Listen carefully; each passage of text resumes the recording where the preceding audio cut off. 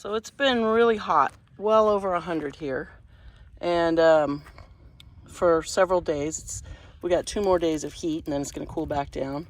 So I don't protect any of these plants at all. And they're in the shade by around 1 o'clock, maybe 1:30. I've had this plant for years, super tough. The sedum, you can't kill it, even if you never water it. And here I have, in this really cool pot, I got that in front of the grocery store. Bought 3 of them. Yeah, one there and one there. They all kind of match. Anyway, the Sansevieria in here is suffering a little bit, but there are lots of new little pups coming up. There's 2 different ones. These were really small when I got them.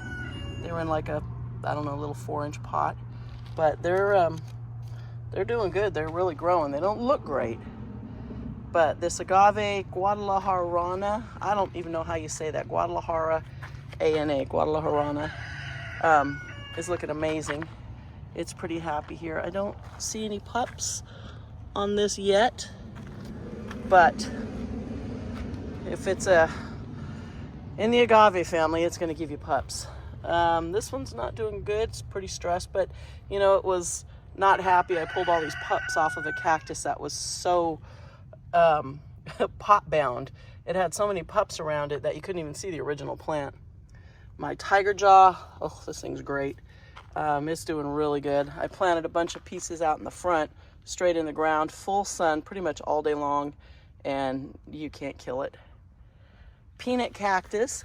I got these from my grandmother years ago, and last year half of this one kind of died, but I do see new little pieces growing down in there, so I should pull all that dead stuff, but I figure it probably shades these little pups that are filling it back in. And I actually have 2 pots full of this.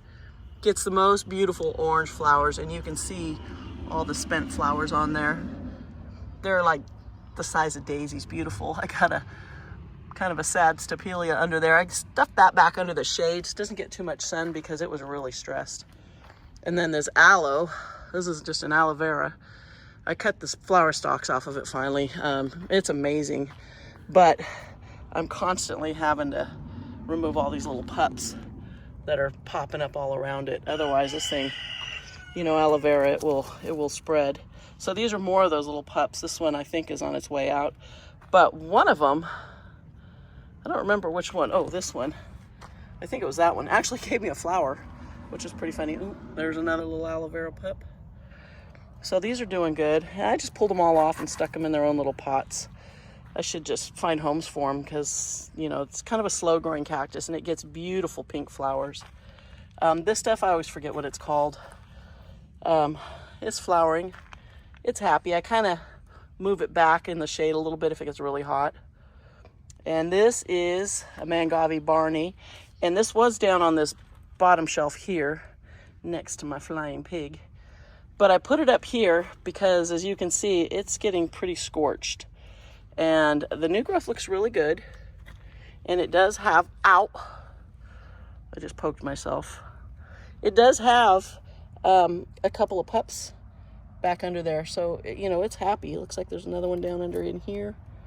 Yeah, it's doing really good. So I may remove those pups, you know, when they get bigger and have some more plants, sell a couple or, you know, give them away, whatever. My Hectia is amazing. I just love this thing. I paid a lot of money for it down in San Diego. They're really expensive. Not sure why, but look at that nice pup it's giving me down in there.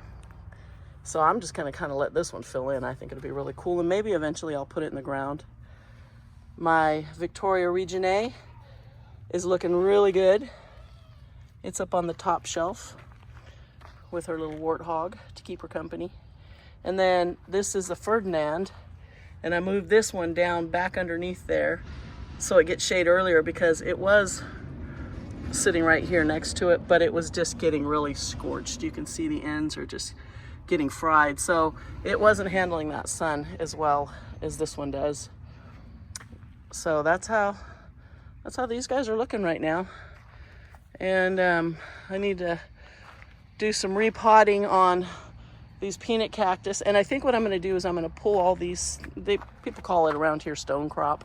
I'm going to pull all these, seed them, chop them, and then do the same thing with these ones in this big bowl and reset them so they look nice. I cut off all the ends. It used to hang, you know, all the way down. You can see this one little tendril here is still, I don't know if I can see that. Can you see that in the video? Yeah, right there, hanging down. They were all the way down to the bottom shelf, and it looked really cool. But then, you know, as the stalks kind of lose their leaves, it starts getting really rangy looking.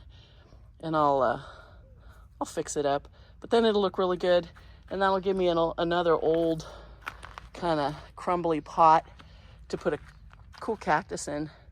Maybe if I get another small trichocereus or another echinopsis, stick it in there because it could stay in there for a long time. I love the look of these old terracotta pots when they kind of start to crumble, but you do have to be really careful because they will fall apart.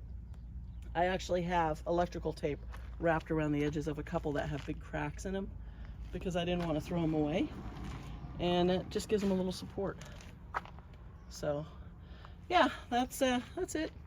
Just thought I'd check on these really good right now, or really quick right now, and see how everybody's doing in this heat.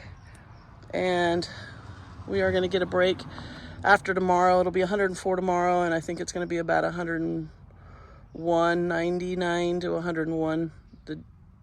104 today, 99, 100, 101-ish tomorrow, and then down to 90.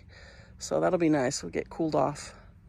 So thanks for watching, and I hope everybody has a great rest of their work week. And it's time for me to get over and start taking care of all these little mouths I have to feed. Huh, Mr. Pumbaa? My handsome boy. Hello. Isn't he adorable? He's a talker. He's such a good boy. He's such a good boy.